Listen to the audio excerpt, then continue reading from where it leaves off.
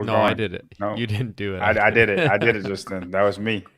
Good morning, everyone. Bam, we're live. Yep. Final day. John's hanging on by a thread. John has been podcasting more this weekend than he's been doing anything else, including sleeping. We only have Man's a one more day, goddamn though. workhorse. We have one more day. Final day. Ironically, or funny, this will be funny to you. I'm heavily invested in Africa. I think I have a shot to win Africa. Oh, come on. I haven't even looked at it. Yeah, like Uh, I'm like 7 points from the winner in Africa. oh, I thought the 45-year-old juiced up or 35-year-old that I picked was in first, but that is a different Ruan. My guy's in You fifth. said Ruan Duvernay. Yeah. Hey, good morning, everybody. Holy, everybody's in the chat this morning. Vicky, Kenny, Dark Lord, Ravan, I think is the pronunciation. T-Bird, of course. Dennis, hello. Harry. Rosemary. Rosemary. Holy moly. Oh, Rosemary. Morning, There's Rosemary. literally a black John Young running around somewhere. Travis, stop with the Andrew Hiller impression. Yeah, I'm not on enough sauce. I'm not doing a good job at it. Good morning, everyone. Good morning. Heat 3's coming up. John's invested in Africa. I was just checking out the leaderboard. Looks like it's actually kind of a tight race. Keelan Henry's in third. No, I think the Ruan Port Junior guy is gonna run away with it. Yeah. Okay. Yeah. Is that who you picked? No, but no, I'm talking about the shot caller, man. The Oh, top okay. that thing I don't pay too much attention to. I think everybody can make picks, and whoever gets the luckiest will be the head of the first place. Let's check out South America. Yeah, John is not sleeping. John, when was the last time you had McDonald's? McDonald's check. 10 days. Holy shit. Any withdrawal symptoms? Yeah, DTs? yeah, major. Yeah, yeah. You notice John with a bit of a shake, that's why. Sometimes I sleep and like I kind of curl up into a ball, like Requiem for a Dream. You know that end scene where they all kind of curl up in the fetal position. That's how I feel. That's how I feel. John, what do you think of this Bruno Marins guy in South America? I Some have people are talking about him, eh? literally no idea, but Okay. he's beating. I do think Kaike and Callion and Gee are quality guys. I don't think they're top 10 guys. I don't think they're top 20 guys, but I think they're quality guys at the games. And so if he's beating those guys, he's got to be legit. Yeah, first and a second on 2 and 3, man. He's got the fitness. Fourth. Kaike with a bit of a slow start. I do think everybody it's a little bit hard to say anything about South America until their drug tests come through. I know that sounds like I'm making fun of them, but it's kind of at It's the true. point. It's kind of at the point where you kind of just have to wait and make sure everybody's gets through. South America, it's South American CrossFit is essentially whose body can tolerate the most sauce and who's got the money for it. That's what we're dealing with to some extent. And I mean, in third place is Andrea Pinheiro, and she's been on a 30-year cycle, and then passed her drug test. And anybody who sees her, anybody who Mm-hmm. knows what who actually knows what not natural people and natural people look like. Now, I'm not talking about your just regular person who goes like that person's jacked, they're on steroids, but like actually knows like the signs for people on steroids because people can look freaky and be clean, but She's 41. there are She's given 41. signs that like it's you're on stuff, and she passes every single one of them. Yeah, she's 41 years old. Okay, we got our heat lane assignments on the board. Yeah, Jack Rosema's ripped. I don't know. But yeah, Andrea Pinheiro is 41 years old and absolutely sauced. Oh, wow. Brooke Wells is in this heat. Yeah, Brooke Wells is in 11th place right now, guys. Barnhart and Chloe Gavin David. She was a gymnast, so she should be really good on her hands. I think she's a bit bigger too, right? She should be decent. Annika Greer is somebody like not I don't think that's going to like smash this event, but we need to. She's in the running to make the games though, so like we need to see where she is. Guys, Annika is 16 points back. of making it to the games right now. She's in 14th place. Shelby Neal, Lexi Neely ahead of her. I think Brooke is going to smash this. Yeah, I think a few girls in this heat are going to do pretty well. They're going to reseed after event 4, Dennis, and then we're rocking with the same heat assignments for events 5 and 6. Kind of takes away from the finale potentially, but that's what we've been doing. Stop. Poggy. Stop it. What? So like, sorry. yeah, you go ahead. Yeah, Dennis. So like, Gee is literally the strongest guy in CrossFit in Olympic lifting. He really is. He's freaking crazy. I think Gee is clean, 100% clean. I think he's an athletic freak, and I think he is clean. If you Dark Lord Raven, what are those signs? If you have veins in your arms, that's cool. But if you have snakes in your arms where they got the twirly bird veins, that's one of the signs. If you're 41 years old and you're infinitely more ripped out than you were at 28, and it's not like your fitness was any different, that's one of the signs. Brooke Wells, Shelby Neal, Annika out in front in this heat. Ladies making their way back to the rower, 2-minute mark. Is that Annika in the green here? Yeah, with the what's that color called? Not teal. Dude, dang. There's a nice name for it. That's Annika on the right though. Hold on. Uh-oh. Somebody's getting lit up at John's place. Who are you yelling at? Poggy. There it is. There it is, Ape. Aqua, I think. Turquoise, mint green. I guess it depends maybe on the individual. Those are your 3 leaders. And I think Annika is very, very mint green. I think that I like that mint green. Than Aqua. I like Aqua. Team Aqua. I think Annika is going to be very good on her hands, but I don't think she'll be able to keep up with the rowing.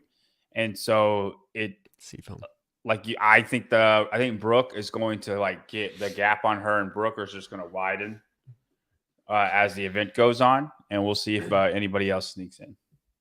I had a message yesterday in my Instagram DMs from somebody saying, "Tell John Young." Annika said, "Fuck you. Thank you for the motivation," or something. I said, "Yeah, she's crushing it." Good. John, terrible first event for her. The running looked brutal. Looked really good since. I think she's gonna have another good finish here.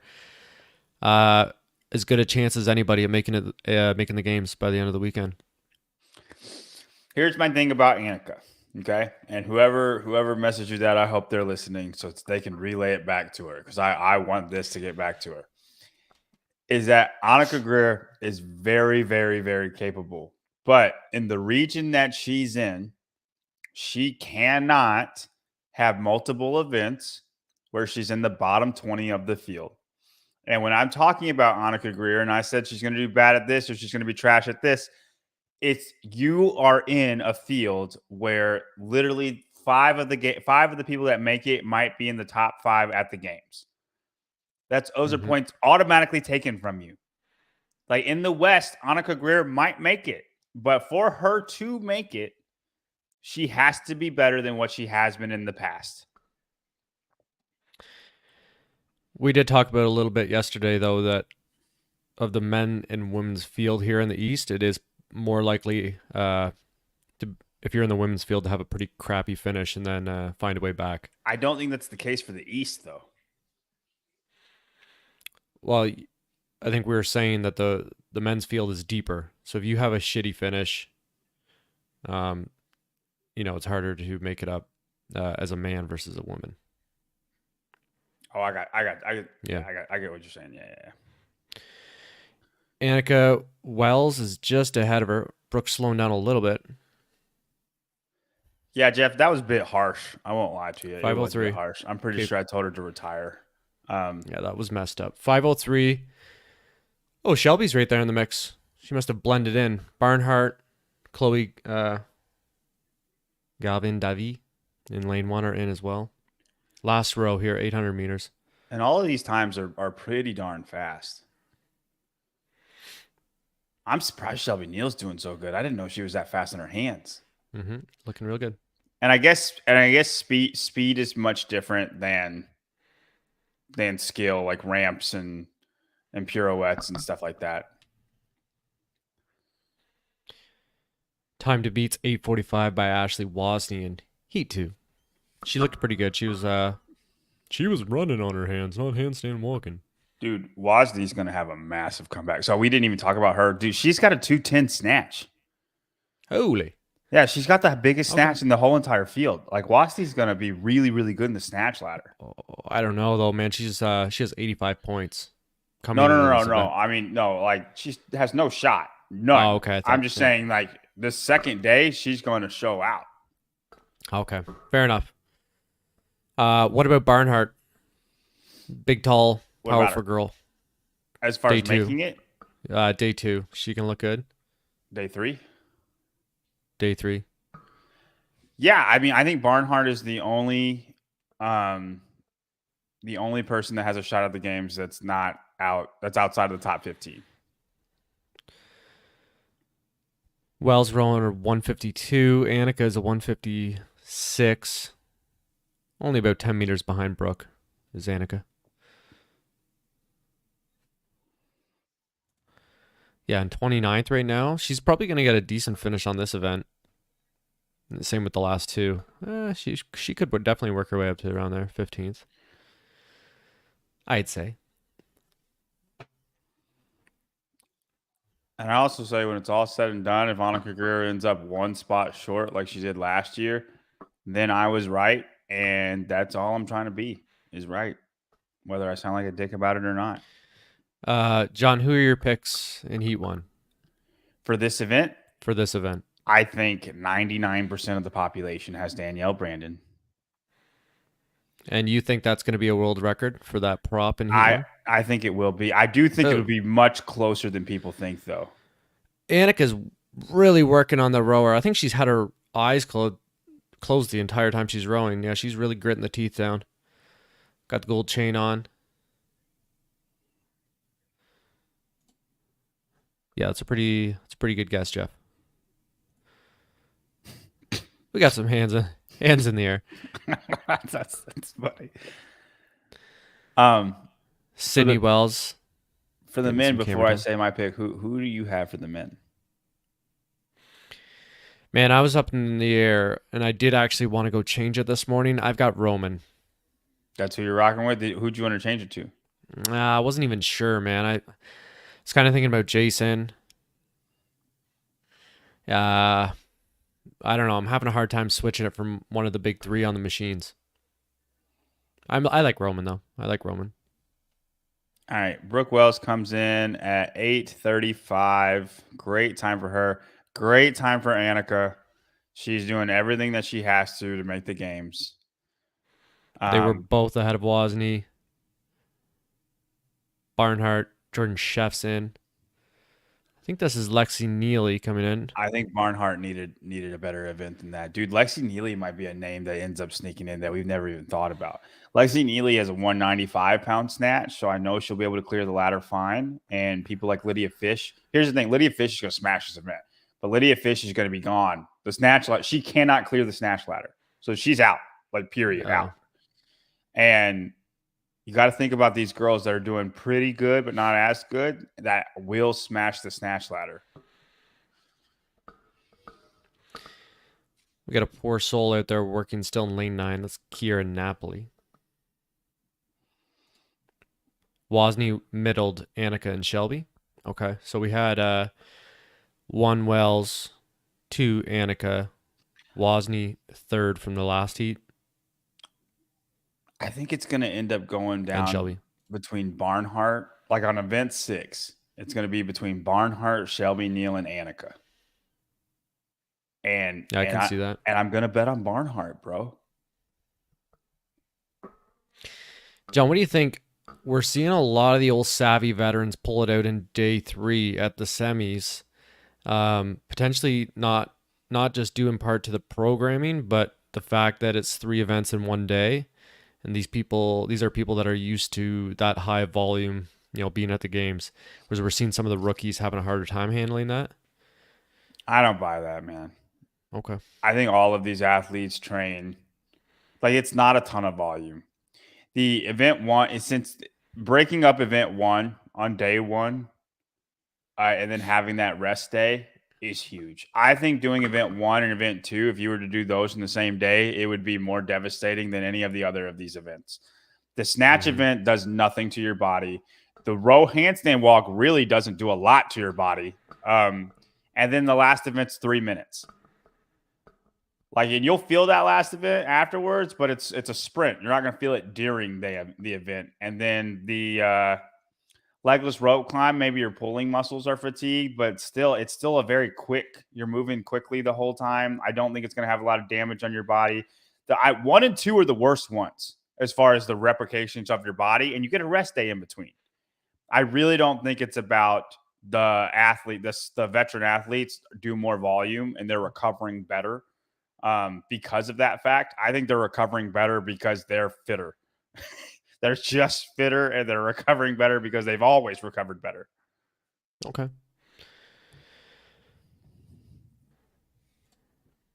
The mental aspect of getting up for 6 events over 3 days is a lot. Y'all should statistically correlate experience with trend or finishes by event over 3 days. That's kind of what I was getting at. Not necessarily the physical toll on the body, but yeah, 3 events in one day, and especially on that last event, demands a lot of you mentally. And Dude, I just you don't, I know, don't, the I know. I people that have mean, been around have done that a bunch, and they know how to navigate that. did you have a problem at the Charlotte Classic getting up for the last event? I don't know if my experience is I'm asking. necessarily. Uh, yeah, usually by day 3, man, I'm pretty toast. Yeah, but everybody's feeling that way. Yeah, but what I was trying to point out is we're seeing the old vets seem to be doing better on day 3, I think they're just better. Like, even though they're older. You would almost think that's counterintuitive. The old folks are going to start to well, break down. no, if they're veterans, that means we've heard of them. We're talking about them. They've been around. And what I'm saying is the rookies that we see, I think, are just getting a couple good events. And now we see their name. Like Caitlin Bernardin, that event one was a wheelhouse workout for her. Only pool boy knew about it. But then we see her. She would classify as a rookie that we had not heard about. And then she does great in event one, great in event two. And then you're going to tell me she just mentally couldn't get up for day 3. No, I think her holes showed up that we didn't know about. She's only on the board because we didn't know about her. Her home runs were in the beginning, and then all the stuff she's bad at the end.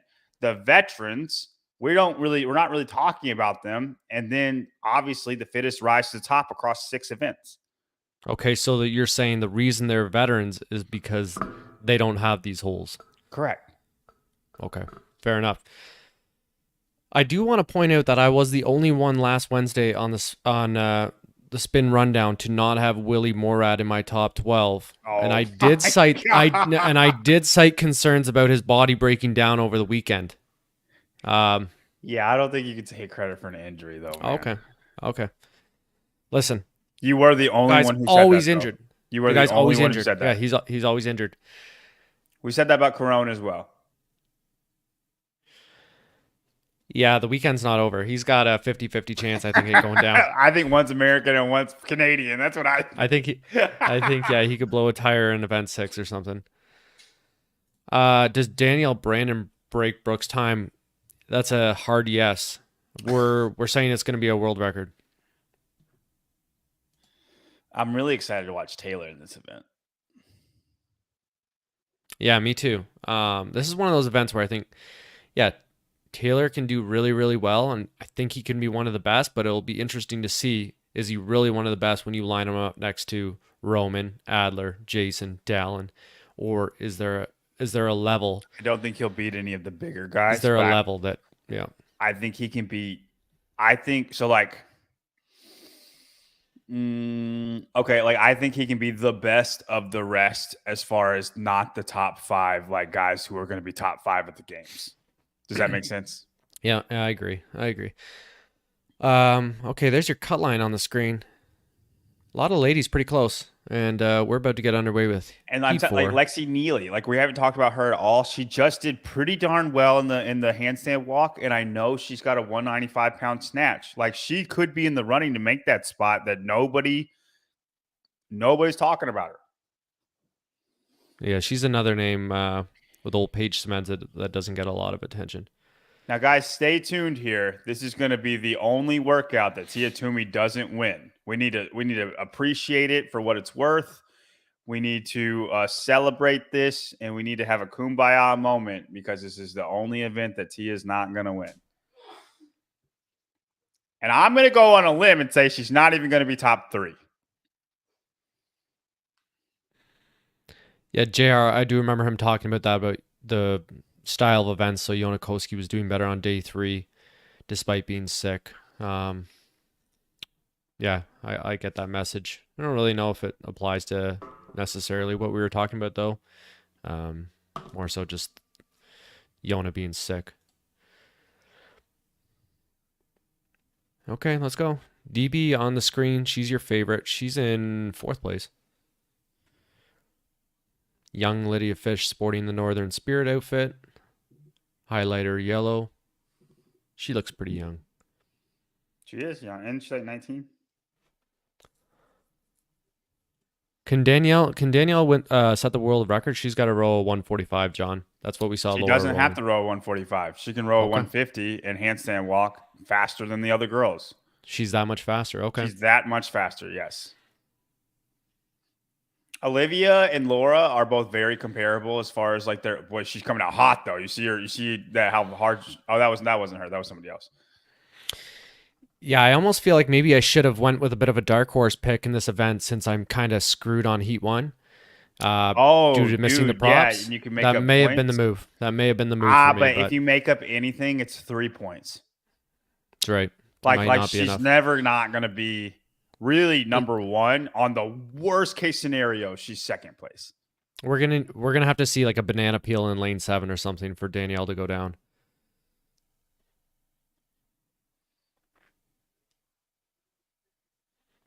We have not seen Danielle Brandon lose a handstand walk event.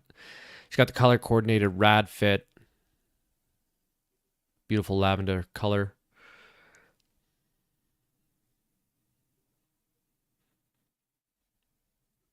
Tia really digging in on that row.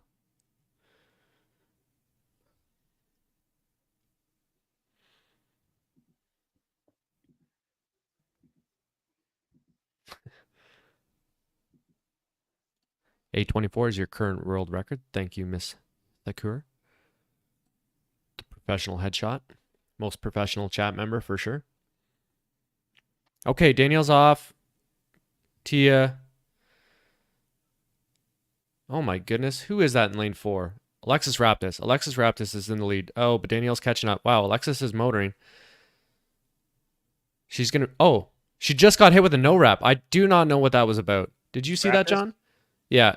It looked like she was clearly across the line. Her hands were outside the white line. Her hands were outside the white line? line? Yeah, they were not to clear the line, but it was not in her lane. To her side. Okay, Danielle's going to be the first in, but just ahead of Tia by about a second and a half. No. Lane 10. Lane 10. Who is this up here? Orange shorts. Haley Adams. Wow, Haley good eye, Adams. John. I did not spot Haley Adams. Okay, good show, John. Thank you for that. Now, listen.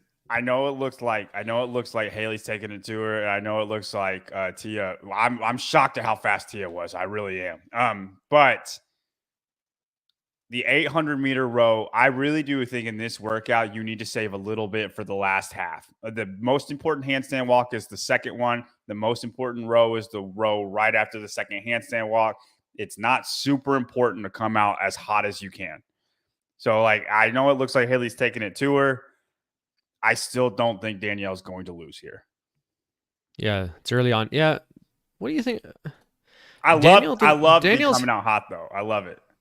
Danielle's handstand walk pace wasn't that crazy. You've been talking her up. She wasn't going that fast. No. Do you think it's going to show itself throughout the workout? But like, I do. I just okay. She's never lost a handstand walk workout.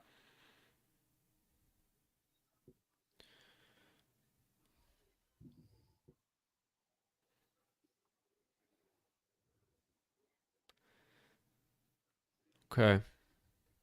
Love to get some paces here.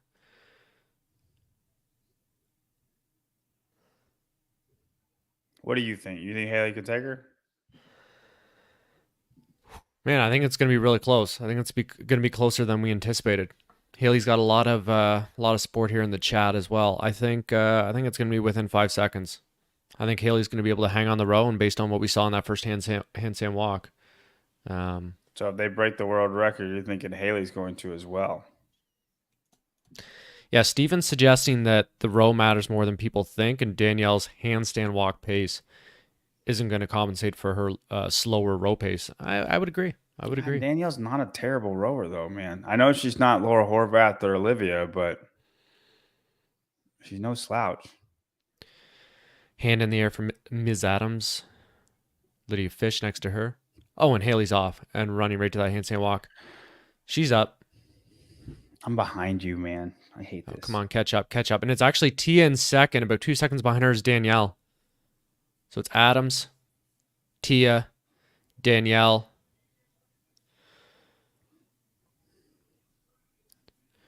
Haley turning around. Still in the lead. Tia second. Raptis catching up in fourth. I think that was Emma Lawson. Yeah, dude, she does not look as fast as she normally does. No, and I want you to go back and watch like CrossFit Games events when she's walking. Like she doesn't look as fast as she normally does. Wow, this is great. Haley Adams is in. Fan club's going nuts. Tia is in. She's going to be about 3 seconds ahead of Danielle. Danielle's tied with Raptis. Raptis, I believe, gained ground on Danielle on that handstand walk. No real urgency from Danielle to the rower either. Not at all. Haley taking a look over to her right. She's got this wrapped up if she can just keep hanging on. I don't think she's going to drop off on the rower. I think something's up, man. Curious says Danielle had a weird look on her face, concerned about something before the event started. Look, this is the slowest I've ever seen her on her hands. May have made eye contact with Matt Torres potentially before the event. She DM'd me this morning, so I don't think she was hurt. Okay. John's in Danielle's DMs. No. I'm saying she wouldn't be messaging random people. That is Erica Folo in lane 8 in the pink top. Pretty far behind. Yeah, 45 seconds off the lead here. And this was always going to be a damage control event for her. Okay. Haley's and rolling Raptis a had that no 150. rep. Tia's rolling a 150. Dude, if Alexis could be in the lead if this event, I'm going to be so mad. I think Haley can hold her off, man. I think so too, but how's Lawson doing? I think she's just kind of behind that lead pack of 4 or 5 girls. She wasn't far off. She's doing good. Yeah, John's right. Normally Danielle is ripping, but yeah, something I don't know.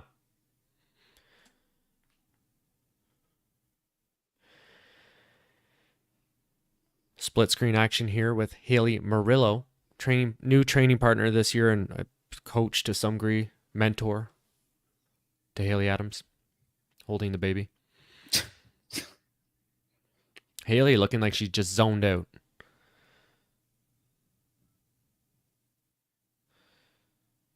Tia really digging in on that rower, hard upper body pull.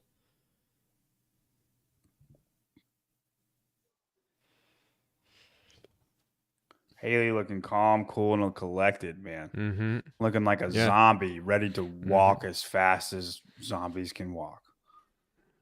Fantastic analogy. Tia huffing and puffing. Oh, God. Tia looks hungry, man. She looks like she wants to catch Haley. Just that look on her face on this row. Dude, she does. Holy shit. She does. It feels like the Jaws music is Guys, coming up. Stream's over. If Tia wins, stream's over. We're done. We're not watching this shit no more. Check out Haley's judge. What about? I don't know. They're big, man. Yeah. They're big, man. Yeah, Burgundy Fit goes hard. Tia's off the no bull train. She's got Go Rucks on. Hands in the air for Tia and Haley. Let's see who's first. I don't think they're going to beat 824. Haley's off the rower. 8:36 is the time to beat here in the region, though. Haley's kicked up. Wow. Yeah, she's way out in front. 72-foot handstand walk. She's got this wrapped up. Dude, Haley's got about 6-7 second lead on Tia. Tia's up. Who's third? It's going to be Raptis. Wow. I should have taken the risk. It looks like Danielle You should Brandon have. You should fading have. hard. Yeah. Wow. And it's an event win for Haley. Wow. That's what she needed after a It really was. shitty finish yesterday in event 2. And she knows the snatch ladder's coming too. Tia barely in second. Third Raptis coming place. in looking good. Really good finish for Raptis. So third place for Tia. We do have Brooke Wells and Annika Greer and Ashley Wozni. Their times are all ahead of Lawson and Danielle. So it looks like Danielle could actually end up a 6th or 7th. Yeah. There's something wrong. I've never seen her that slow in her hands. Wow. And it didn't really look like she was necessarily losing a lot of time on the rower either. It kind of just looked like she was maybe losing a second or two per row, but then the handstand walk was nothing special. This is Paige Semenza. Wow, we did not expect that. This is one pick that senior analyst John Young has been steadfast with this past week. I mean, not just me, man. Yeah. Everybody. Well, everyone's basing their picks off of you. You led us astray. Sorry. I apologize, everybody. It's completely my fault. Fee. We didn't really talk about Fee, but Fee's in. Carolyn Stanley. Not a great finish for Fee. Would have thought she'd be a bit better, but wow. Well, then go watch John. your Don't look RV. at that. Oh, those are fighting words. I can sleep fine at night losing on calling Danielle Brandon to win a handstand walk. Wow, Danielle Brandon at 8th. I know somebody out there picked Haley too, and it's gonna be good for them on their. Listen, I thought Haley could be top 3 in this workout. I thought Brooke and Danielle Brandon were going to be the top 3. Really impressive from Haley. And she needed it because listen, she needs a buffer for what's about to happen with the snatch ladder. Let's take a look at the leaderboard here. And her whole goal, Haley's whole goal on the snatch ladder is just to finish it.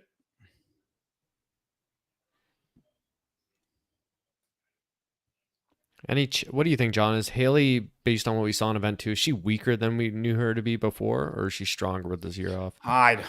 You can't. I don't think you can. I don't think there's a way to tell. She was much weaker in those front squats than I thought she was going to be, and that scares me for the snatch. But all you have to do is be able to snatch that last weight. And she has snatched 185 before. Do we want to listen to Haley? Yep. We're going to tune into the interview here, folks.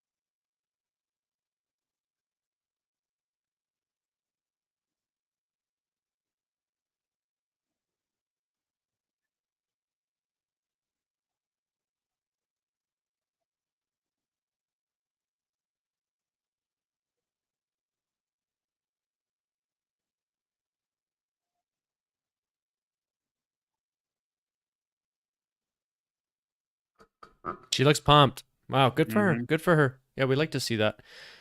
This is a Haley Adams fan channel. She's one of our favorites now. Yeah, she looks good. Yeah, I don't think anybody's not pleased to see that, so good for her. Yeah, I don't know. What do we chalk DB's finish up to there? Dude, I don't just looked slow. Looked uncharacteristically slow on the hands. Yeah, I've never seen her that slow on her hands. I've always seen I don't even put it past, it's okay if somebody beats her, but the fact that she got 8th place, I think shows that something is off. You know what I mean? If she got second place and Haley beat her, Yeah. then like it's amazing for Haley. Haley did that. Haley beat her. But for her to get 8th place, like okay, Ashley Wozni. If Ashley Wozni beats Danielle Brandon in a handstand walk race, something's off. Yeah, I think that's a fair assessment, but it's a weird thing, right? Because it's not like just to be a like wasn't like Never she happened did before. terrible. It's not like she did terrible though. It's just she was just a little slower. You know, like so. How do you chalk that up to an injury? I'm not You saying it's know, an injury. no. I'm just thinking like what would it be? Tia finished third. Tia finished third. Well, Okay, yeah. Oh that's wow, great for Tia was Tia. behind Brooke Wells. Okay, Brooke Wells with a solid finish. That's gonna be good for her. That's gonna bump her up into well into the top 11. Annika Greer again, another solid finish, 4th place. Yeah, I don't know. This is a pretty short event. John, what do you think? I was thinking maybe if we do take a break today, I might just leave the stream up instead of starting and stop it. Yeah, I think we should stop it after event 4, and then 5 and Yeah, 6 just go through the whole thing yeah. Why don't we just stay on right now? Because it's only like for the men. 20 minutes. Might as well stay on. Okay, yeah, that's fine. Leslie, was Danielle rowing too hard? I don't think so because she was losing time on the rower. 155. Yeah. And like, here's maybe, the thing. She was rowing at an Annika Greer pace. You can't tell me that Danielle Brandon is a worse rower than Annika Greer. Like, I think there's just something wrong. Yeah, maybe just not feeling great this morning, right? Maybe just a little off. 5 to 9 took big hits. Let's see. It always takes a while for the actual points to update. Holy shit, we got gifted subs. T-Bird, 5 barbell spin memberships. Wow. Oh, wow. Thank you. Who got them? Thanks, T-Bird. Appreciate it. Can it be Danielle was simply unprepared? Maybe she thought she had this thing locked up. Didn't practice it as much, right? It's not a... So, hey, quit running excuses for her, man. I know I'm you not. are formerly brute. I'm not. But you're throwing a lot of excuses. It's not an unprepared thing. Look, I haven't lifted in 2 months. Okay? If we go out and max snatch, I'm still going to be able to snatch the weight that I lifted before. It's not an unprepared Look at all these new members. Love to see it. Yeah, I don't know. Seems weird. Hey, guys. Also, we're at 5.97 thousand subscribers. We are 30 subscribers away from 6,000. Help us get there. Like and subscribe, please. Yeah, thank you. Oh, my goodness. Look wow. At T-Bird. Fee in 32nd. Yeah, that's bad. Thanks, T-Bird. 6 really months. bad. Dark Lord Ravan. Kenny, is that the right pronunciation? New member. Thank you, sir. Sabir and Kelly. Wow. Our senior analyst from Trinidad and Tobago, is it?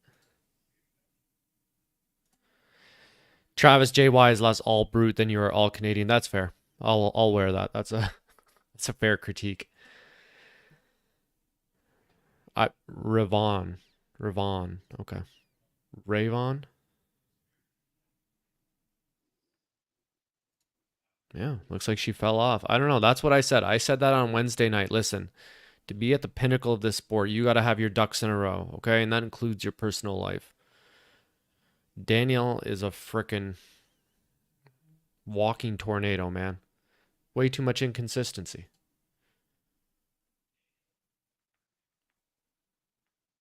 Nah, maybe I'm just talking shit. Oops. Sarah, how did YOLO do? YOLO Folo, not a great finish. YOLO Folo did bad. Let's go down the leaderboard. YOLO Folo in 28th. Yeah, not a great finish. She's going to have some work to do this on Sunday. Folo was 28th. I do think, though, that she's going to have... I still think she'll be fine. This is going to be her... This will be her worst event. She's going to be fine in the snatch ladder. She'll be fine in event 6. It's going to come down to who she needs to beat, but I think that she will be... ultimately, I think she's going to be fine. Yeah, Dennis John is programming for himself now. He's coming at it with a new approach this offseason.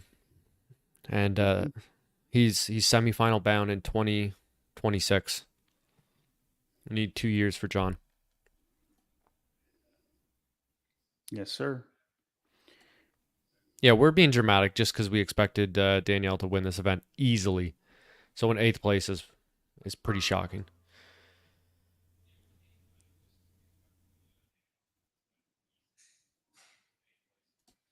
Does George lose barn access? Yeah, he actually might, man. What was the rule in that video? That you gotta do pretty well to keep your access to that private area, so John's just looking to shake it up. I think when I beat the piss out of him in quarterfinals, it was the tipping point. That's exactly what it was. I was like, I cannot believe Travis is this much better than me. Like it's crazy. Yeah.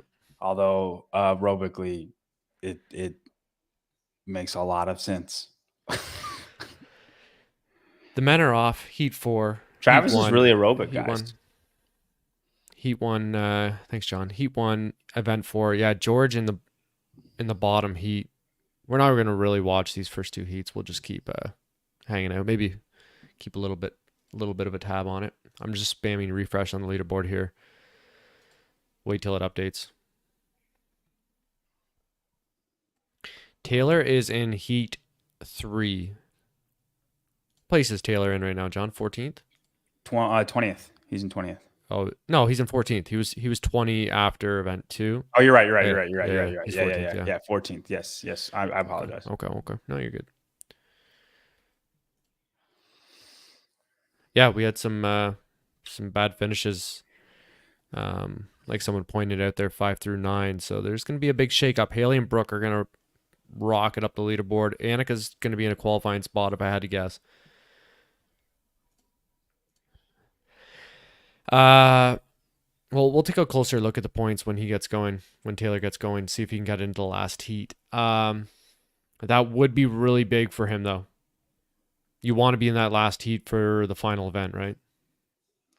Yes, but I do think, yeah,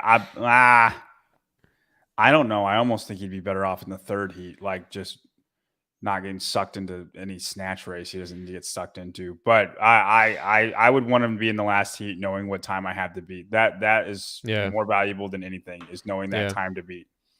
Yeah, and we haven't seen him really get sucked into any races. So, and I was thinking of it more from the perspective of event 6. He wanted to be in that last heat, helping come in. Taylor's 40 points out of the last heat, so that would be a lot of ground he'd have to make up. No, not really, Steven. I'm 31, man. I kind of quit working out so much, and then John started teasing me in like February, so I started working out more just to beat him in quarterfinals. That's pretty much only my motivation. And then he had his best year he's ever had. It was fantastic. Yeah, I was on the stair climber a lot. You and Brandon Luckett, you guys are just, yeah. Yeah, we got Taylor top 10.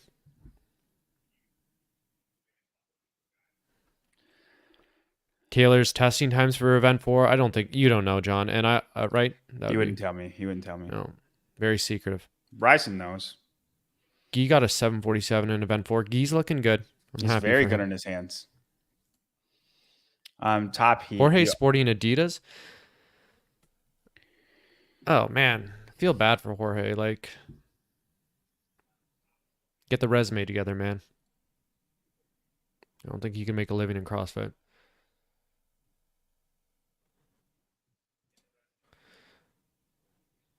Apparently, Jack Farlow's sending it on the rower right now. J-Teen from India. Hey, J-Teen. Jack's off. Wow, Jack is so pale, man.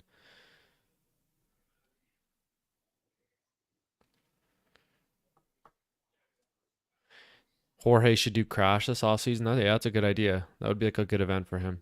I'm sorry. I feel like I'm like needs experience. Deciphering people in the chat. The world has gone a bit nuts after that Danielle Brandon finish. So I'm like, in your text thread, I'm putting out fires right now. Oh. I don't know, man. They're trying to convince me that this is legit, and I think something's off. Whether she felt bad in the morning or she felt bad before the event, I've never seen her handstand walk that slow. And then they're saying she lost it on the row, but I refuse to think that Annika Greer and Shelby Neal are better rowers than her. I don't know. Yeah, something just wasn't sitting right there. Yeah, we saw that Vicky Wilmore had posted about his hip. He had some kind of injury like around the Open or quarterfinals as well. I thought it was his wrist or something, but man, he's 35. That's what I was saying. It's hard not to be collecting those injuries. John, why don't you do Crash event? John was supposed to do Crash Crescendo, which is a team of 4 same-sex competition in April with myself, Taylor, Bryson Del Monte, and John. But unfortunately, John couldn't make it. I apologize, guys. I told them that I could do it, and I was excited to do it. And the plan was that we were going to go get after it, and we were.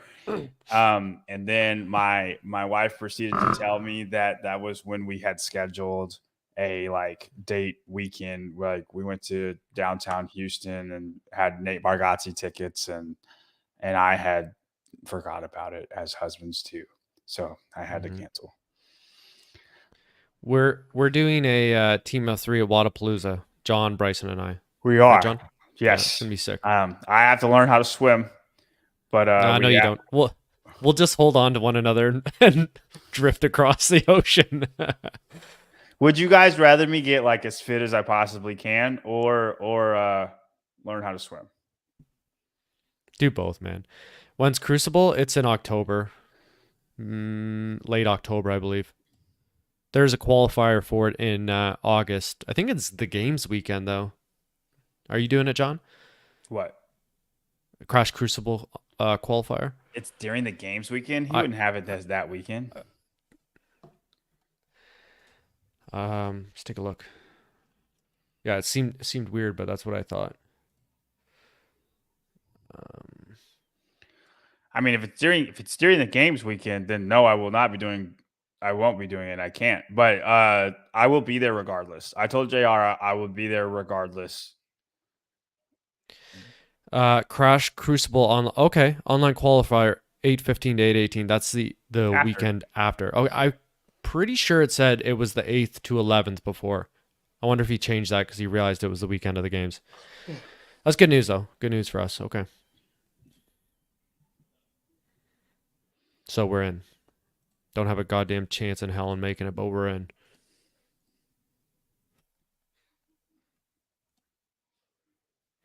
Jack Farlow getting a heat win here.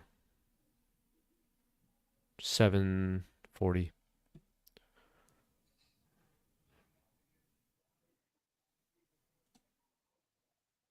Great trip to Spartanburg. Yeah, I enjoyed my time down in Spartanburg in April. Hopefully be back there. It'll be the first time I'll meet John in person.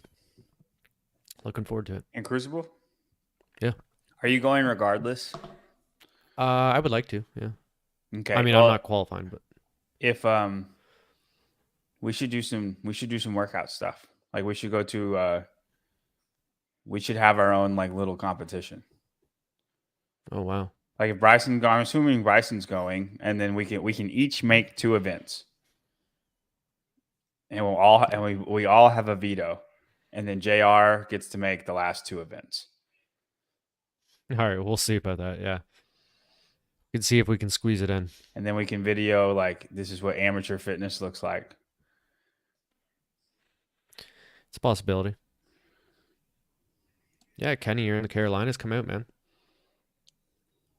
Meet the boys. All right. It is nice how fast the turnaround is for the men and women in this event. Yeah. See if we got these points updated. Why did the points take so long, man? Does anyone know?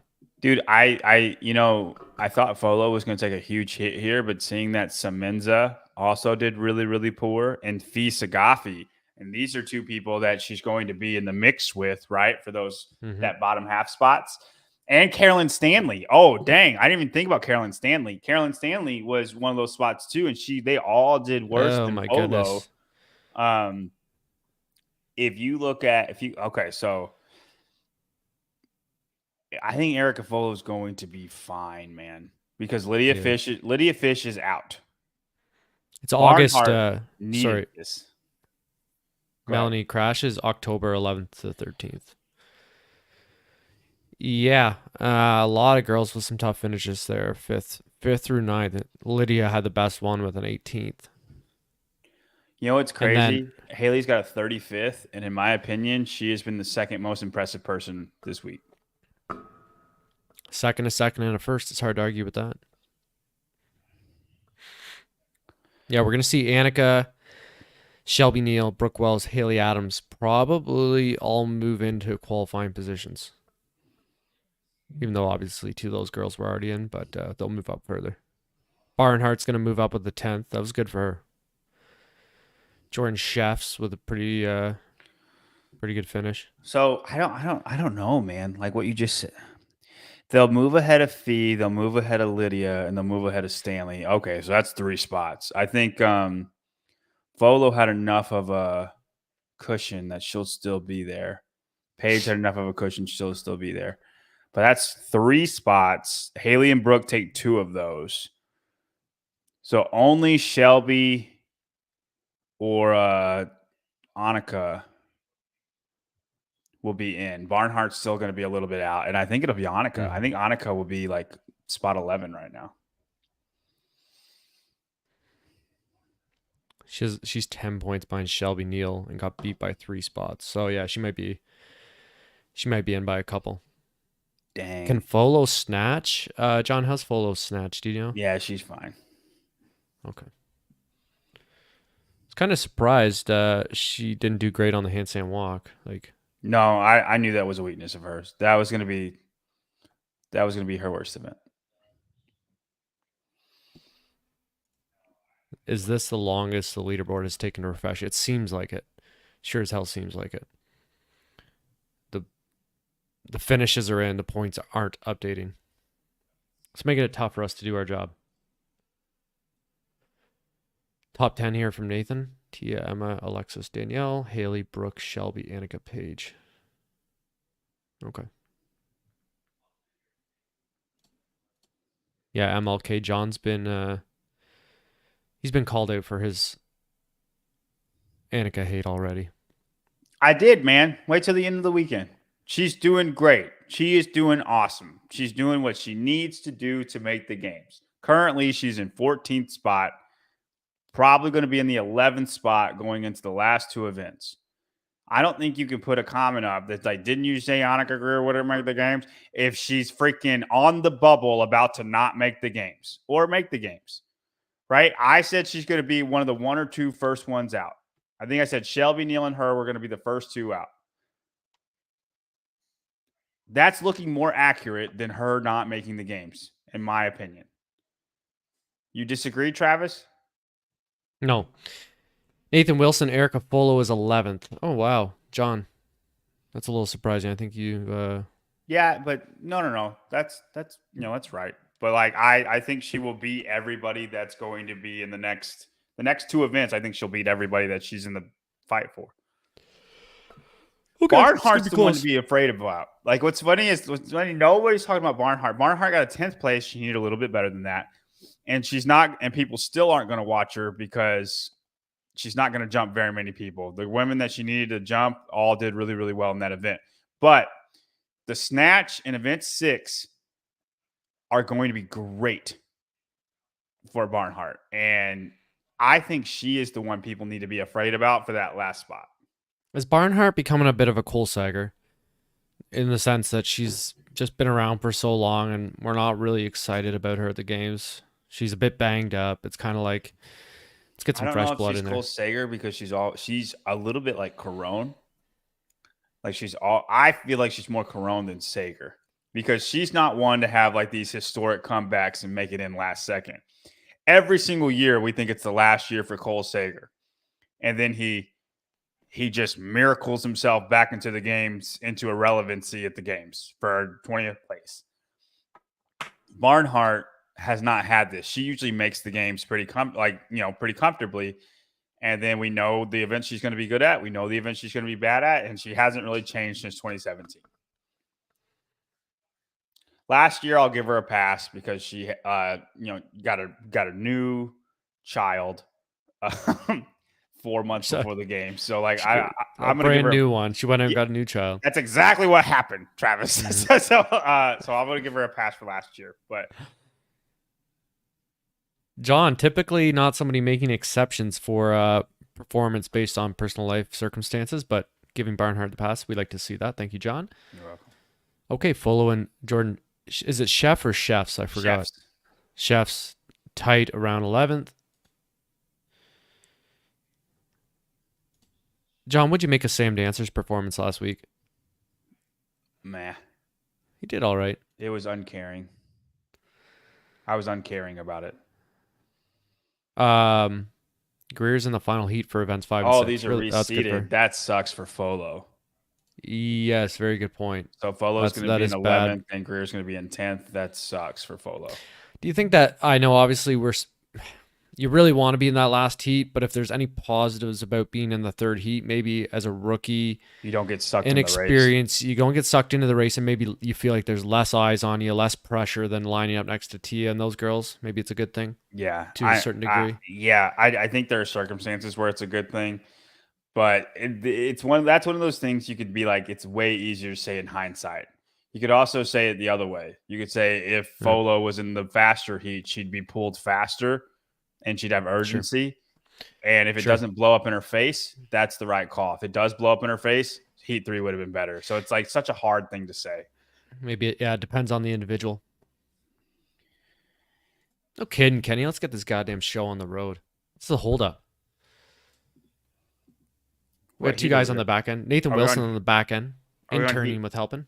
Are we on heat 2 or heat 3? Just E2. Just E2. Ben Smith. Oh, dude, Jake Ben Berman's gonna light the world on fire on this event.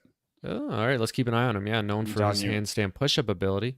Like legitimate might be top 5.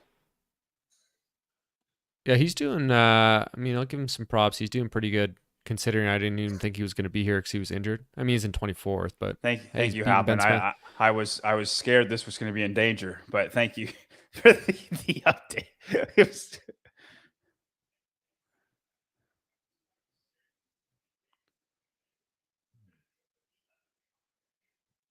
That's a good way of looking at it, Thomas. If you're in 11th and you win that third heat, then you know you're making it. It's a good point.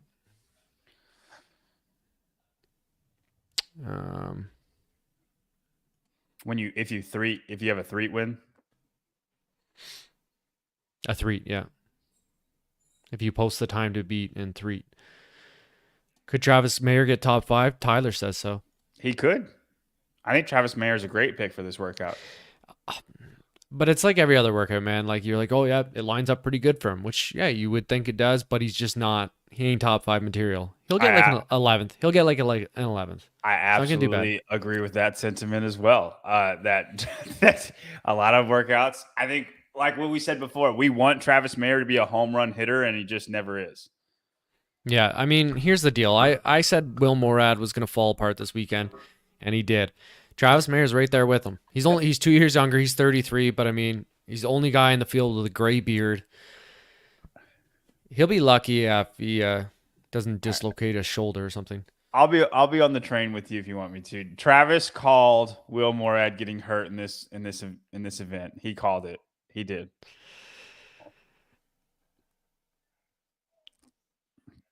And he's out. All right. Dennis, check out in the JY purple Barbell. shorts? No, that's Nate Ackerman, I think. JY Barbell. Yeah, just DM me, Dennis, and then we can talk about it. Here's my top in the laundry. I program all sorts of things. It's not just strength work. It's just whatever you want. We'll talk about it, and then we'll try to plan the best course of action. Is that Nate Nate Ackerman in the magenta shorts. I think so. Do you He's have heat just assignments? He was yeah, I was just gonna, flying, yeah, flying. looking good on his hands, but he's got that real slow stroke rate. Kind of almost looks like he's on Fent. We don't know his pace though, unless we saw his actual. No, I'm not saying he's going slow. Just yeah. Dude, Ackerman was fast. Yeah, he was the fastest one in his hands out of everybody here. And I know Jake Berman's practice time, and it would have been top 5 in the West. Pretty much. I think you and Hill are the same age. Yeah. I just got lower test levels. I'm natty. I'm natty, guys. If you couldn't tell. By the voice. Yeah. The voice is a dead giveaway. I You'll don't know. think you have a very high voice, Travis. Thanks, Sean. I appreciate that. Evan Rogers in the similar color shorts. Okay. Yeah, I think Hiller's maybe a year older than me. Maybe he might even be 2 years older. I feel like I've heard his age before. Scoreboard's updated. Let's take a look.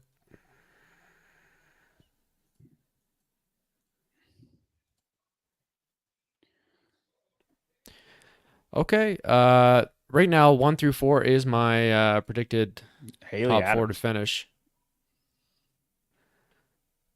And John did speculate. John's belief was Danielle Brandon would Well, beat I Emma can't Lawson believe and that anymore. Raptis. Would beat those two ladies on the heels of an Event 4 win. And yeah, wow. And Haley Adams rockets herself up the leaderboard into 5th. And I want to say, okay. Hey, so had she done what we thought she was going to do, and she didn't, she would have been in second place by now. She's 15 points behind Lawson. 10th place to first place is like a 30-point jump. So she would have been in second place, and that would have held. But she did. Obviously, she didn't do it. I was wrong. A lot of people were wrong, but I was wrong. She didn't do it. But you see the logic, the thinking there. Yeah. Mm-hmm. Had she would have won, she would be in second place by the 15 points going into the last 2 events. That's why I thought what I thought. Yeah, fair enough. Barnhart Brooke down in Wells, 15th. Great. Yeah. Shelby Neal and Annika Greer. They're not going to fade at all. They're going to hold those spots, and everybody's going to just say, I told you so. So we're going to have a tight race here at the cut line. Oh, my God. Erica Fuller only 2 points ahead of Jordan Sheffs. Jordan Sheffs, I think, is a bit of a bigger, stronger girl. Might do well in the snatch. Dude, Visa Coffee. We have not seen Fisa Gaffi. A 32nd in that event dropped her all the way down to 17th. 23 points back from qualifying. Ooh, that's tough. That might be it for Fee. John, did you say Jake Berman was going to potentially win this event? No, I said top 5. Okay, Jake Berman keeping a close eye on Nate's screen to his right.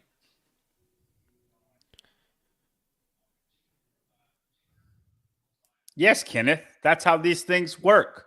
You hear something, you hear information, and then you give the people the information that you hear. We got a 143 Nate Ackerman's rowing. Decent, but he's handstand walking pretty fast. Jake Berman keeping a really close eye on his row pace. Because he saw how fast he was on his hands. He saw how fast Nate was on his hands, and he was like, oh, gosh, he's faster than me. I need to row faster than him. That's exactly what's happening right now. What pace would you row here? John rowed like a 2 minutes because he's so slow on his hands. No, I rowed 2 minutes because my lungs can't row that fast and still walk on my hands. There's a wild difference, Travis. Okay. Travis could probably hold like 155, 153. Are you kidding me, bro? You'd be faster than that? Yeah, I can go a little faster than that. I'm not a great handstand walker, though, but yeah. Well, I rode that slow so I could still handstand walk, man. It's not like I couldn't row faster. Hand in the air for Nate and Jake. Yeah. Garrett Clark was hanging in there earlier in the week. He's on your left side of the screen. Let's watch Nate handstand walk here in the magenta. Holy smokes, he is Dude, moving. he's flying. Yeah. He's everything Danielle Brandon was supposed to be in this event.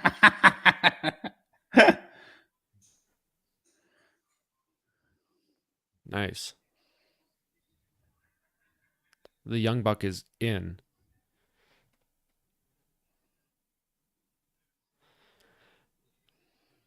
Jake Berman looks like a nothing special finish. Looks like he's not going to be top 5. Again, JR getting this intel on these random athletes about top 3, top 5 finishes. And That's a great dude. That's a good finish. Dude, this is Heat 2, and he came like 3rd. Yeah, these are He really barely got fast 3rd. times. These are really fast times. You know how I know they're really fast times? Because if you look How? at the West, they would all be top 5. Yeah, well, we've seen some mismatched scores. Listen, all I'm Yeah, saying but this is the same type of distance, same rower. Okay, like these guys are killing it. Nate Ackerman's time is really, really, really fast.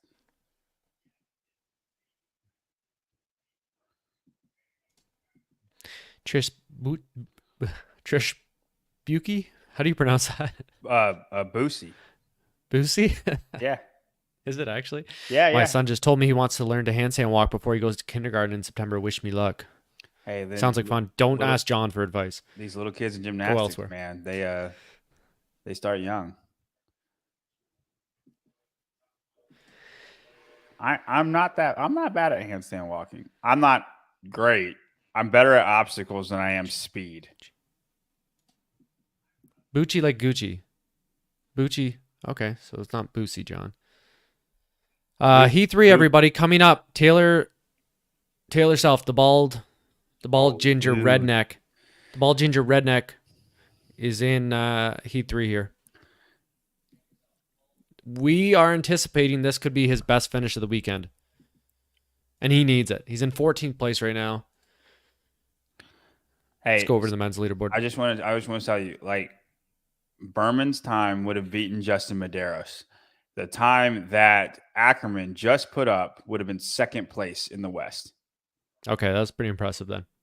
Like, it's much faster than you think. I think the Heat 2 just had a weird amount of fast handstand walkers. And it's the same event. It's not like the run course. He would have been second in the West. Now, I'm not saying there ain't people who can't beat it, but the only person they're not beating is Gray Saber, and that's wildly impressive. Who do we have in this heat? Read them off for us. Wow. This is a stacked heat. Lane 1, Spencer Panchek. Alex Vigneault in 2. Dre Strom, media guy over at Mayhem. Lane 3. Luke Parker. Lane 4. My boy, French-Canadian Benoit Boulanger. In lane 5. Big, tall, long body. I think he's going to do good. Is he a good handstand walker? He should be really good at this minute. Yeah, I think he's going to do well, man. Jack Rosema, 18-inch Python pipes. We'll see if he's sporting a muscle shirt for this event as well. Lane 6. That's not very big arms, man. 18 inches? Yeah. All right. 20 inches. Taylor Self. Yeah. Taylor Self, CEO, founder over at Sentinel Training. Lane 7. Marquand Jones in lane 8. Seth Stovall, lane 9. And the guy who looks like he has the Snapchat tattoo filter on his body, Will Carter, lane 10.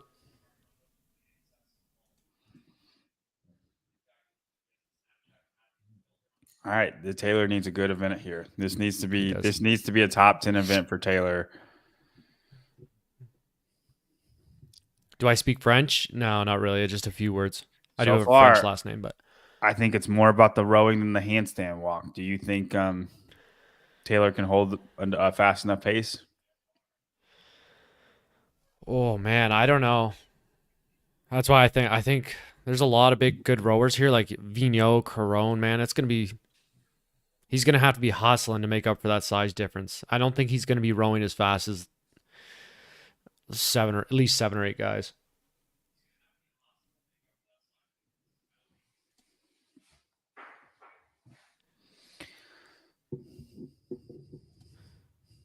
Thanks, Mike. I'll keep an eye out for the They're down heat there. list there.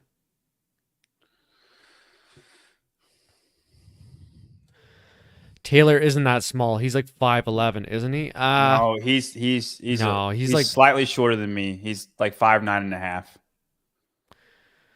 Yeah, he's. I think he'd say 5'10", but I mean, I I guess I'm 5'10". Like he's about my size, but like 10 pounds less. That's me, Bryson Del Monte, and Taylor beside one another. I'm like maybe 5'9". I'm 5'9", 190 on the right. Taylor looks really small there though. He does. He's big. He's bigger. He's bigger than that, but he's Yeah. not. He's not like He's I would say 5'11". he's like 5'10", 195. Yeah. He's pretty jacked, but as I've said in the past, it's hard to look jacked when you're Is there a picture? Do I have a picture with Taylor? I don't think I have a picture with Taylor. when you're ginger like that. Because I'm 5'10", 200. Bryson Del Monte, the only 5'9", 185 person we know that can fill out a double extra large. Looks good doing it. Have they started yet? No. Okay, they're not even on the floor. Yeah, good point, Steve. Better than it's better that the row is is meters versus calories for Taylor. Oh, dude, Ackerman didn't beat Farlow's time. I thought he did. Oh, no shit. Okay, I thought he was sub 740. He's 741. 740 is still the top time. Wow, Jack Farlow crushed that event. He must have been rowing pretty fast. Didn't really keep too close. We kind of have written Jack Farlow off. Wouldn't it be something? He won't. Wouldn't it be something? He won't. There's not enough points. The big pale bastard from Toronto. There's not enough points. He could get first in the next two events. The math doesn't check out. Okay.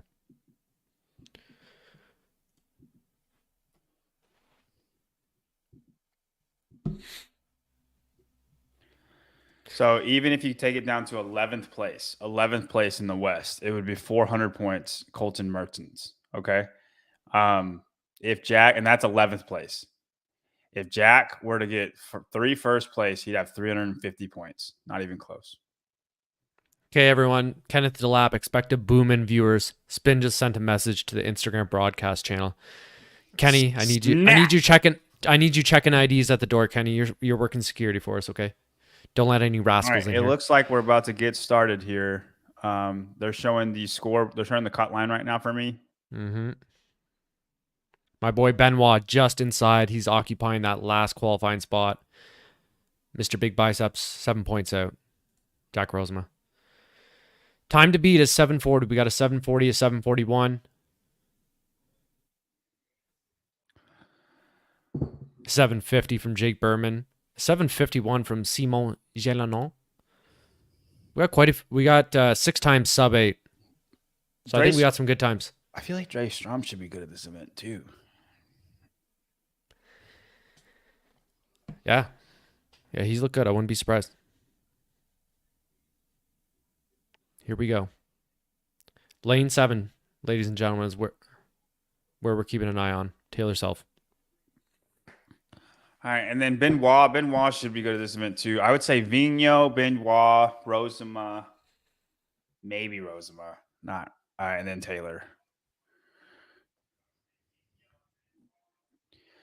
Dude, he looks like a Canadian, man.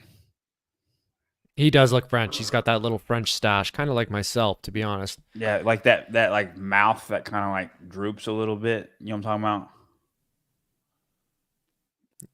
He's got Bell's palsy. No. Stroke. No. Because they like talk like this. Like they squinch up their mouth when they talk. Oh, okay, John. Come on, man. I just watched Ricky Bobby the other day, and I just got Jean Girard. Oh, in my the head. French guy. Yeah.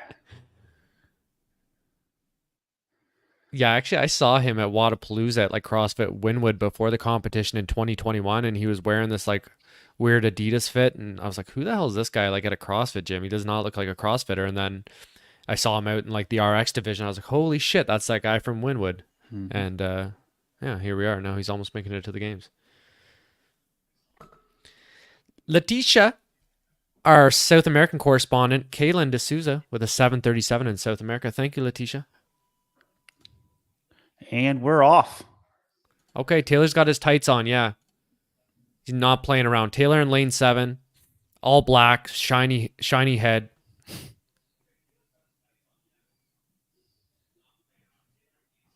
Looking good. Let's go. People in the chat are ready.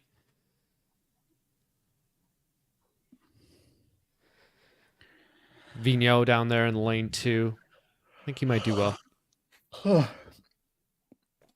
Sarah Scott, 499. Let's fucking go, Taylor. Thank you, Sarah. Benoit Appreciate looks it. good. Benoit looks strong. Oh, I like that. I like that rowing form, man, for Yeah, I Benoit. did too. Looks That's clean, what I'm digging in, saying. nice and deep. Yeah, Yeah, he digging looks in. really good.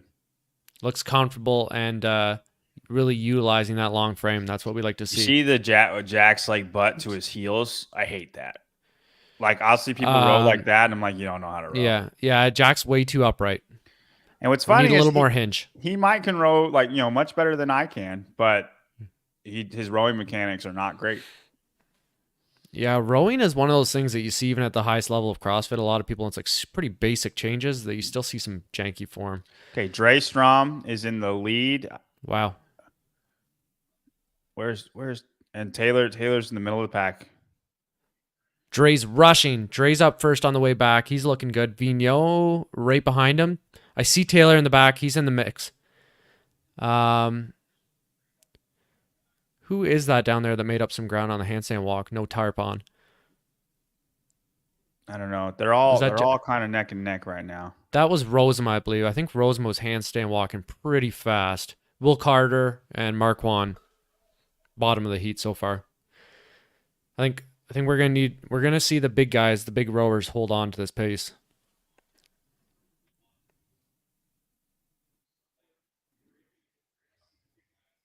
Got a lot of energy in here for Taylor. Let's go, guys. Yeah, I think we started to see separation on this second row. As far as the whole pack goes, after the first one, it's really hard to tell. Kenny, you got to deal with Scott. Scared to get him out of here. Yeah, it was tight. We're not going to draw any conclusions after that first handstand walk. MLK, looks like Dre's socks are inside out. They 100% are.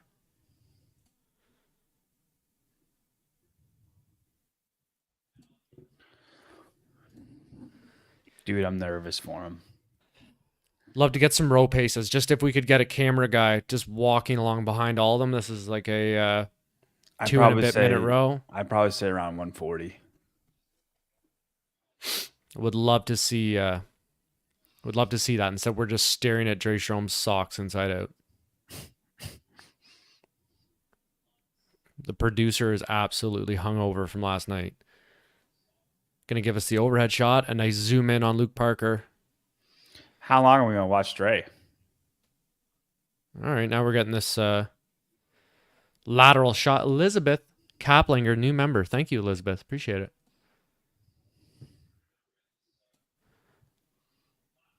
Yeah, they're probably around a 140, guys. This is going to be a good day for Luke Parker.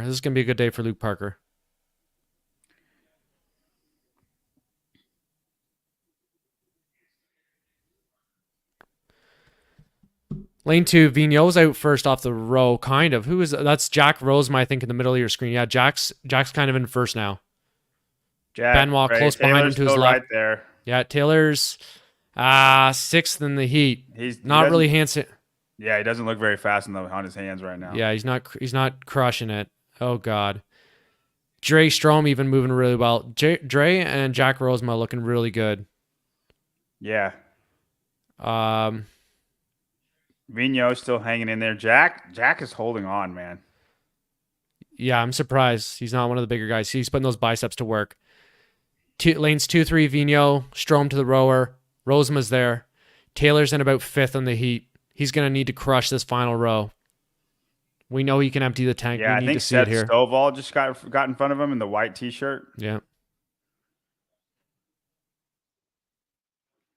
Not a ton of separation from Dre and Benoit. Jack is slightly in the lead. Still, I think anybody can hold in a high damper. He's on damper 7 right now.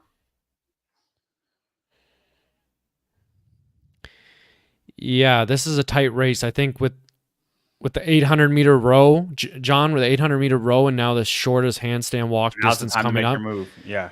would it be fair to say that we're going to see the better rowers from this point pull away? The bigger guys, maybe? Yeah.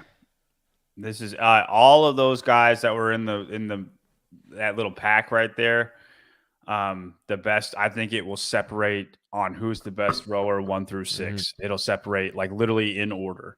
Got some row Jack has a little times. bit of a lead, but Jack Rosema pulling a 141, 142. Dre Strom on the left, he's pulling a 145. and he's smaller, and so like I could see Dre just kind of.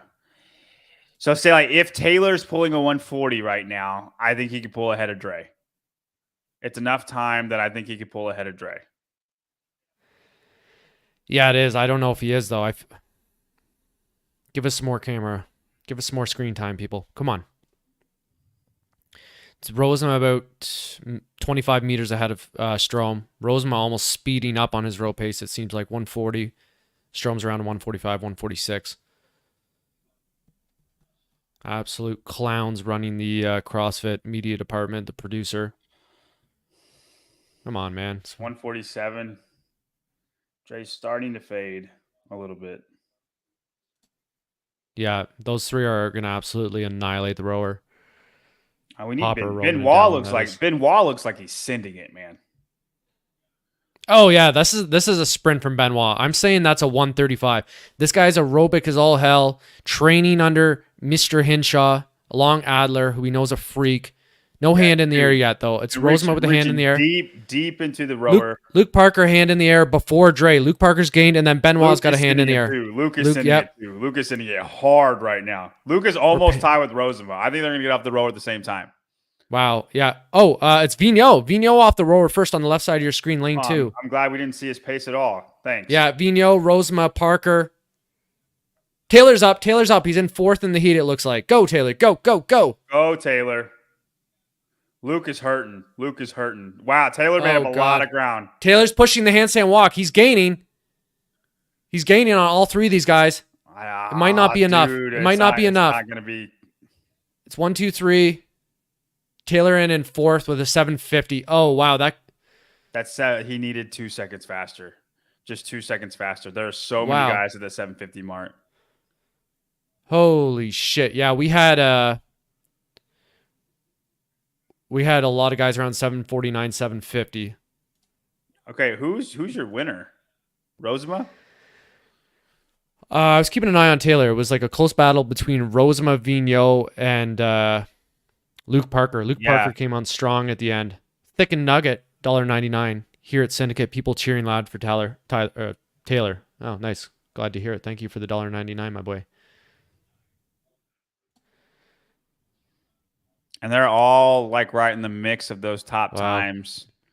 So I think he's going to be like 7th place right now. He's going to be 7th place going into the last heat. That's not great. Like it's going to end up being like a 12th then maybe. Yeah.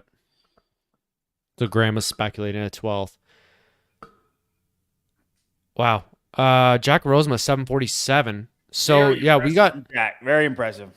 So Rosema did really well, but we have 2 times from heats 1 and 2, even ahead of what we just saw in heat 3.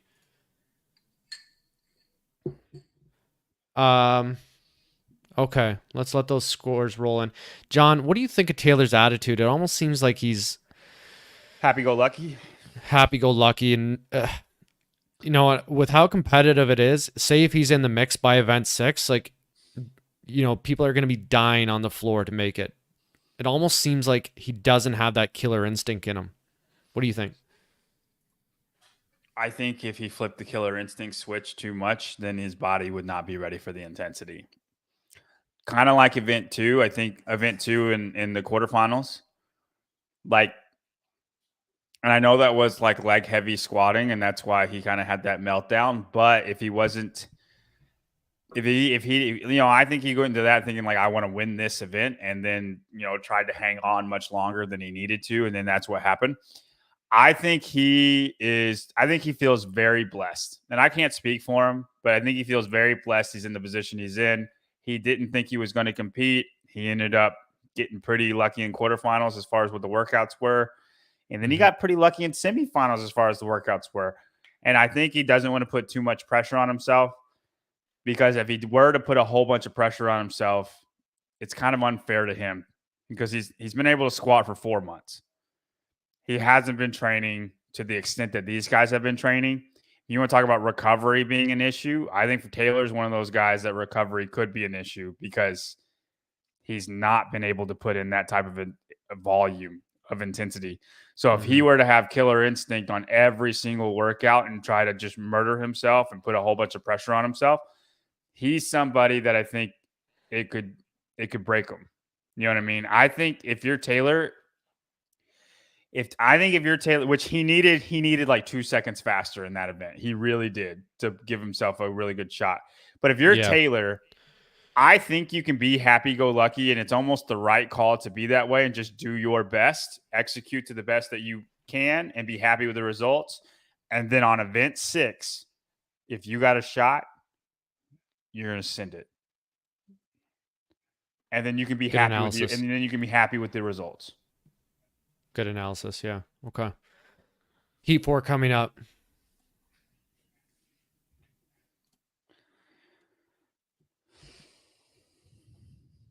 Still no scores in from that heat.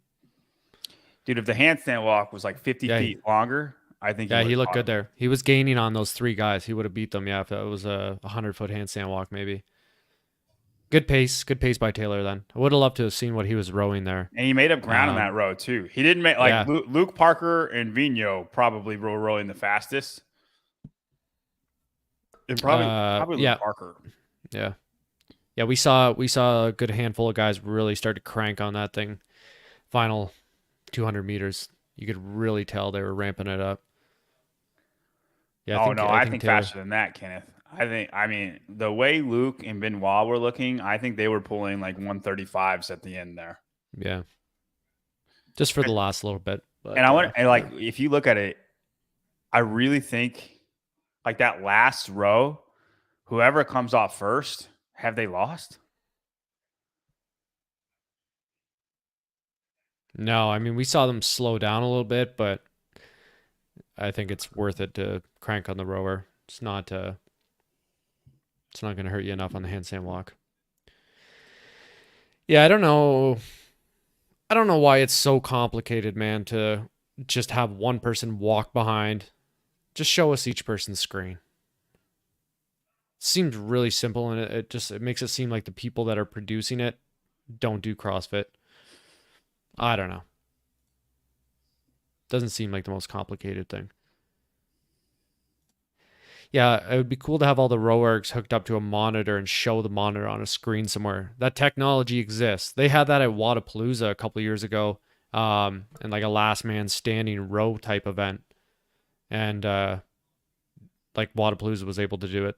They did it at the games, right, with the marathon row. So it's They not. had everybody's pace. Yeah, the Yeah. whole entire time, everybody's pace. You had a board that showed. Think if you had that. Think if you had a big screen that showed the pace that everybody was rowing. You talk about head games like Mm-hmm. that. Like you could row your own pace, but how hard is it to row your own pace when the guy right next to you or the guy like 8 lanes down is rowing just 2 seconds faster? You're probably Mm-hmm. going to row that 2 seconds faster. But then that Yeah. guy 8 lanes down is going to row 2 seconds faster. And like the amount of like that's mind games when you could see everybody's pace. Yeah, it adds a lot to the viewing experience, and it seems like a relatively low uh, investment, but we know they're cutting corners all over the place.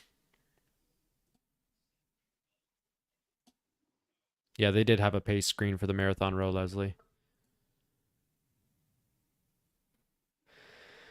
All right, I do have Roman Krenikov, our overall leader, picked as the event winner for this event as well. John, who have you got? I also have Roman. I think Oh, I okay. think I think Hopper will be very good in this event as well.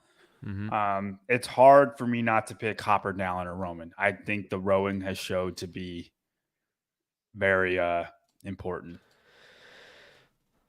Associate analyst to John Young, Leslie Young, and wife. Times are in. Boy, she's invested in this event. This is the most invested she's been all Taylor week. Self with a 7th coming into this event. And a lot of guys he's duking it out with beat him. That's Rosamond 12th, Dude, Luke Parker so 13th. 746 would have been third place. Yeah, so if Taylor was able to go 4 seconds faster, that would have bumped him up 4 spots.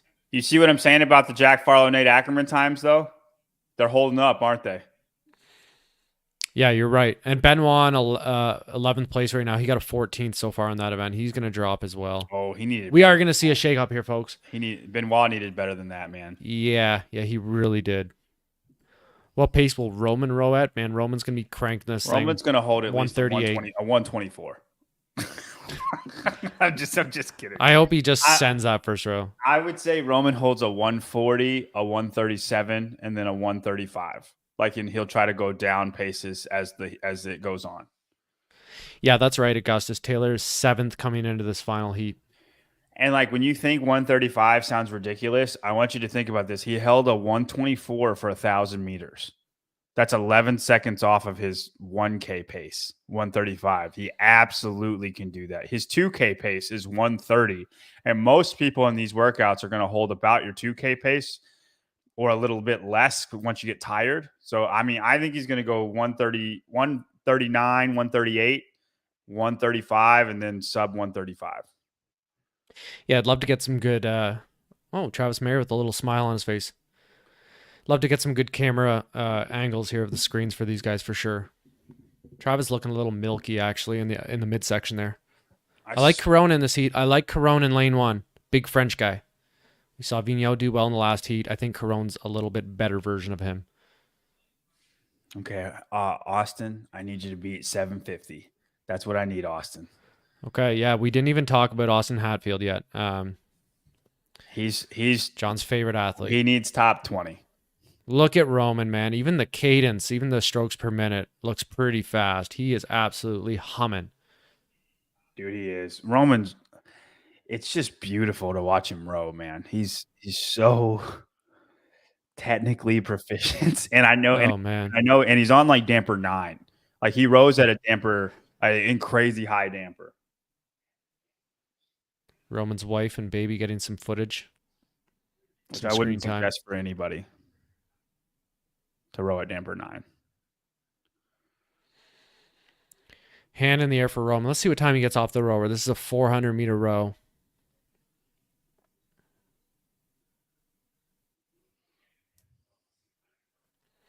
What, a 140 gets you off at 120, I think, right, John? So Roman off at 117, considering the start time. Roman was probably rowing close to a 135 there. Not terribly fast on his hands, though. Out in the lead by a lot, though. That's Hopper in lane 3. A lot of big bodies here. Very fast turnaround for Roman. I agree. Whoa. Who have we got there in lane 8? That's Samuel Cornway. Oh, wow. Wow, and he's in a big hurry back to the rower. It's actually Samuel back to the rower first, Roman second, then a bunch of guys in about the same time. Holy shit, Samuel's cranking that. Samuel's a good handstand walker. He is. He is a very good handstand walker. But I think, like we saw before, the rowing is going to show out. Man, at that pace he was handstand walking, though. I think he's but dude, he's gonna get a good finish. Meters. We'll see. We'll see what he can hang on to, but that was really fast handstand walking. Again, they were all together, and then they distanced themselves. I don't know. Jack was in the lead, wasn't he? Jack wasn't. He was in the lead the whole time there. Yeah, camera guy in front of Roman. Walk behind him with the camera. We're going to get a shot of the screen. Thanks. Hey, can somebody type in the CrossFit Games chat to show the paces? And not Samuel Cornway. I swear, if they freaking go to Cornway. I just did. Come on, man. This is pathetic. Magnus. Thank you, Magnus.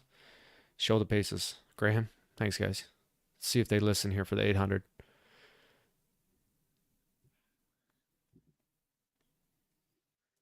740 is the time to beat. Hopper looks good. Hopper chilling, having a pretty solid weekend. Justin Lang, I like it. Spam them. They Roman's usually only show, yeah. They only show it at the 800. His damper looks like it's on an 8 right now.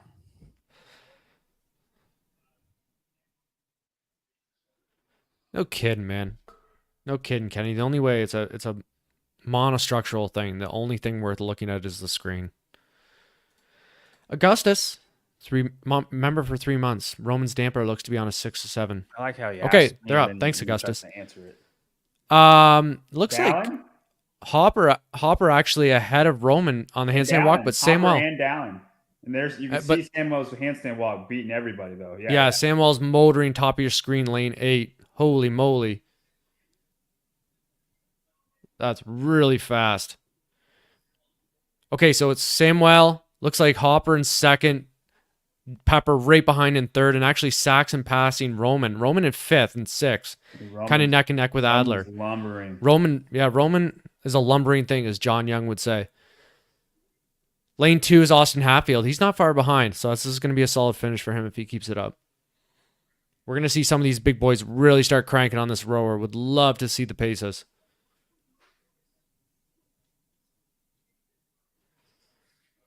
Travis Mayer and Tyler Christoffel. Dude, I think Dallin was the first off the rower there. This looks really, really good for Dallin. Mm-hmm.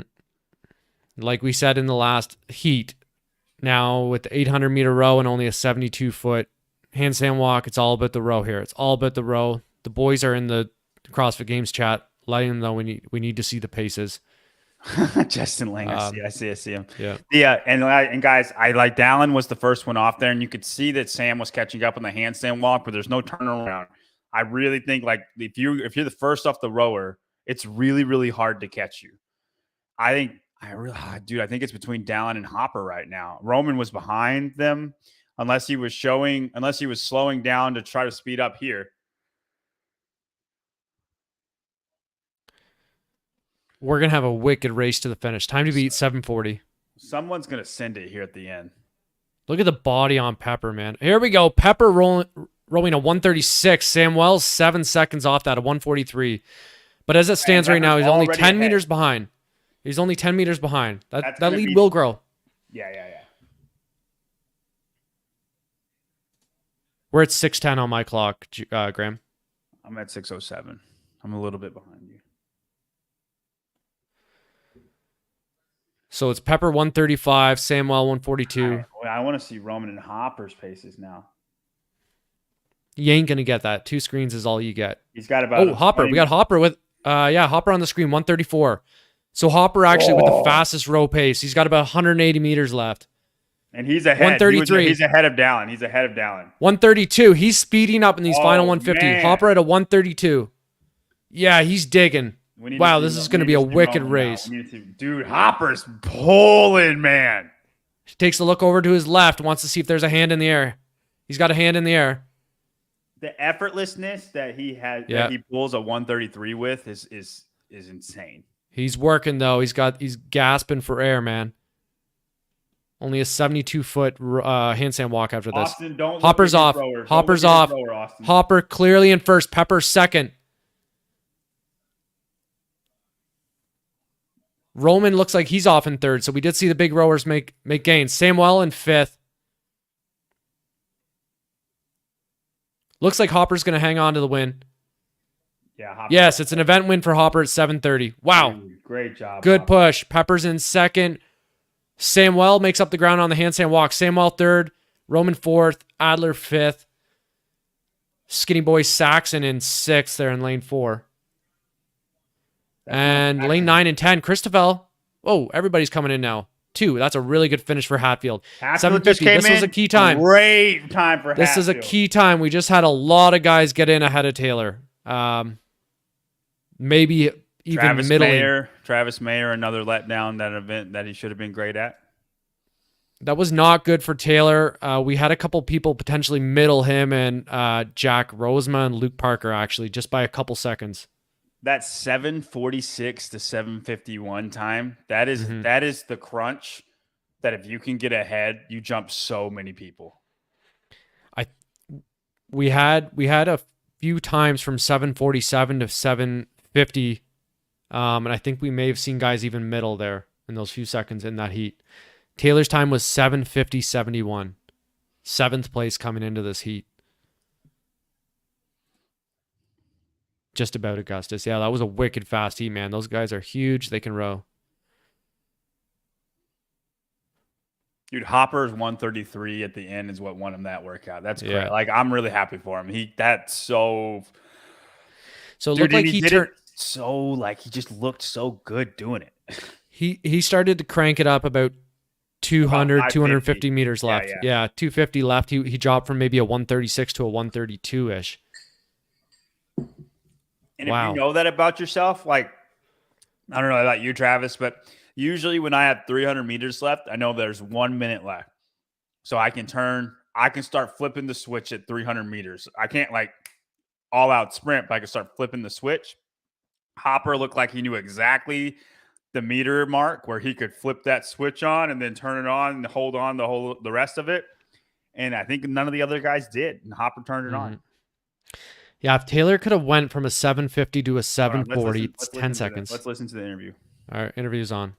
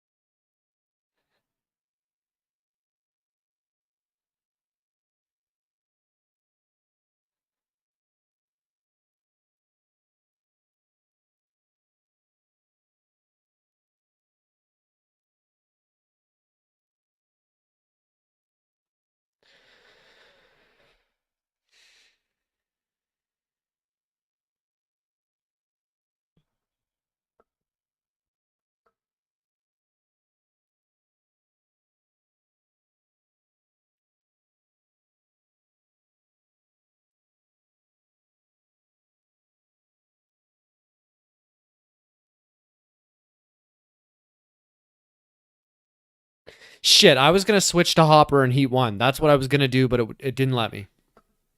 Bad bounce for me. Okay. Taylor with a 15th, guys. If he was 10 seconds faster, he might have had like a fifth. 10 seconds is a lot, really. I know, it's a lot. It's a lot, but are you sure it's not like 3 seconds? I just saw like a 740 was about a fifth.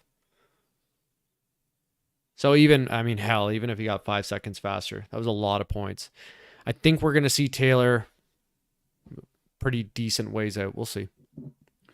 Oh, no, bro. I don't think so.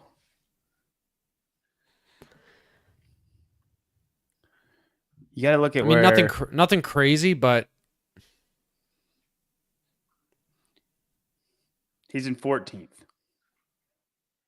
I guess Benoit is one person that was ahead of him that'll switch out, but there was two guys that beat him, not by much.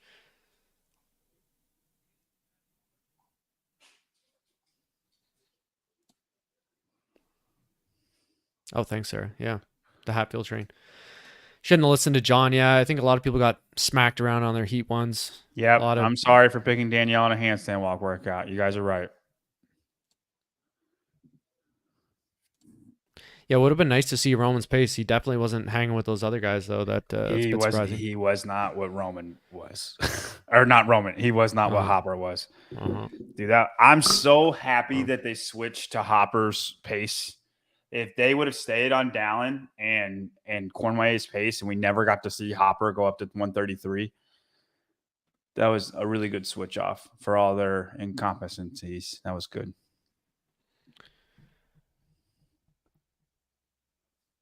Roman ended up fourth. Samuel came from behind there in that last handstand walk past a couple guys, so he got third. That's a really good finish. He's looking really good.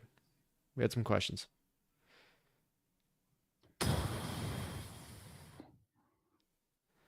Yeah. So Taylor is 13th place total. Point leaderboard's updated with the Oh, points. and leaderboard's stuff. updated. Okay, let's take a look at the overall here quick. I Overall, think I have 4 minutes, Travis. Let me check. okay. Okay, wait, what's going on? I thought the leaderboard was updated. It's not. Why? Where did the event score? It is for me. The event 4 scores just disappeared for me. Oh wow, they did for me too. Wow, they were just updated. The hell goes on over at CrossFit, man? Okay, listen, why don't we crazy, everybody comes here after the event. It's bad timing, but we've got to move over and make way for John to get on Sevi's. We will be back, of course, for events 5 and 6. Snatch ladder, it's going to be electric. Graham with a bit of quick math says Taylor moved up a spot, 28 points out of 11th. Okay. It's not bad. Not as bad as I thought.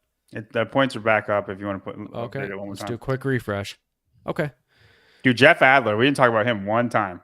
Yeah. Steady Eddie, all in 6th place, so pretty solid. Let's go down to the cut line quick. Taylor moved up one spot from 14 to 13. Travis took a hit. Where's Travis Mayer? Okay. Jack did really, really, really good. Christopher took a little bit of a hit. Hatfield did amazing.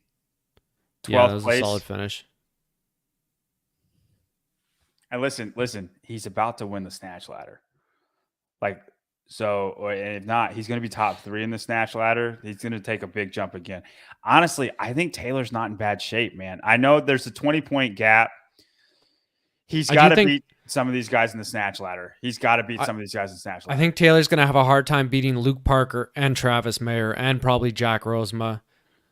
Oh, man. The only guy in front of him I see him beating in the snatch ladder is like Carone. Or Christopher. I know Christopher is really, really strong, but he's not good at snatch. Snatch is one of his worst lifts. Okay. Guys, next event starts at 12:20. We'll probably be on about 12:40 Eastern. So that's about an hour and 20 minutes from now. So okay. Hold on. So there's 3 spots, 7. It's going to be between Carone and Christopher. Taylor, Carone, and Christopher. I agree with you. I think that's who it's going to be between event 6. But if Taylor is 20 points out and that 20 points out of event 6, I think he'll take that, man. He'll take those chances, let it ride. He's close. And I think that's going to happen. He needs a clutch snatch ladder. Do you know his time on that? Like, do you know anything what he's got on that? No. We asked Bryson. That way Bryson can. Okay. All right. We're going to wrap things up, guys. Thanks for being here. We'll be back in an hour and 20 minutes, roughly. I'll book this show. We'll be back for Heat 3, Event 5, Women. Bye-bye. Leslie pleading her case. Okay, guys. See you in an hour and a bit. Bye.